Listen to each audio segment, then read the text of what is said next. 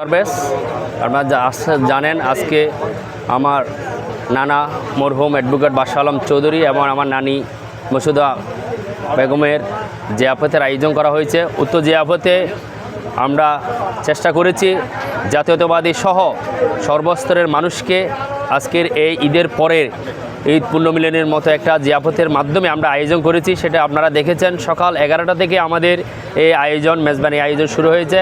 ইনশাআল্লাহ পর্যাপ্ত খাবার আছে। আমরা আমাদের প্রিয় নেতা হুম্মম কাদের চৌধুরী মহোদয়ও ইতিমধ্যে আসার পথেই আছে, আপনারা অবগত আছেন। উনিও আমাদের সাথে আজকে এই অনুষ্ঠানে উপস্থিত হবেন এবং ইতিমধ্যে যারা এখানে উপস্থিত হয়ে আমাদেরকে সহযোগিতা করতেছেন এবং সহযোগিতা করে যাচ্ছেন সবাইকে আমি আমার পরিবার এবং আমার মামা কামাল হোসেন চৌধুরীর পক্ষ থেকে সবাইকে ধন্যবাদ এবং কৃতজ্ঞতা জানাচ্ছি। এবং সাথে সাথে আজকের এই আপনারা সাংবাদিক বিন্দুদেরকেও ধন্যবাদ জানাচ্ছি, এত কষ্ট করে এই খটখটা রোদের মধ্যে এসে আজকের এই সুন্দর পরিবেশটা উপভোগ করেছেন।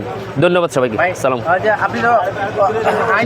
যারা জাতীয়তাবাদী দলের সাথে যুক্ত ছিলাম দীর্ঘ 17 বছর আমরা সুন্দরভাবে কোনো ঈদ উদযাপন করতে পারি নাই, কারণ আমরা রাতে আসলে শুনতাম পাশের ঘরে পুলিশ আসছে, আমাদের ঘরের দরজায় পুলিশ আসতেছে। সেই ভীতিটা আমাদের সব সময়, আমাদের জাতীয়তাবাদী দলের যে সদস্যরা আছে সবাই সবসময় আতঙ্কের মধ্যে ছিল। আলহামদুলিল্লাহ দীর্ঘ 17 বছর পর রাঙ্গুনিয়া তথা সারা বাংলাদেশের মানুষ একসাথে ঈদের চেয়ে বড় আরও বেশি খুশির মাধ্যমে স্বৈরাচার সরকারের পতনের যে উৎসব, একইভাবে এই ঈদে আমরা সেই উৎসবটা দ্বিগুণ হিসাবে পালন করেছি সকল শ্রেণীর মানুষকে নিয়ে।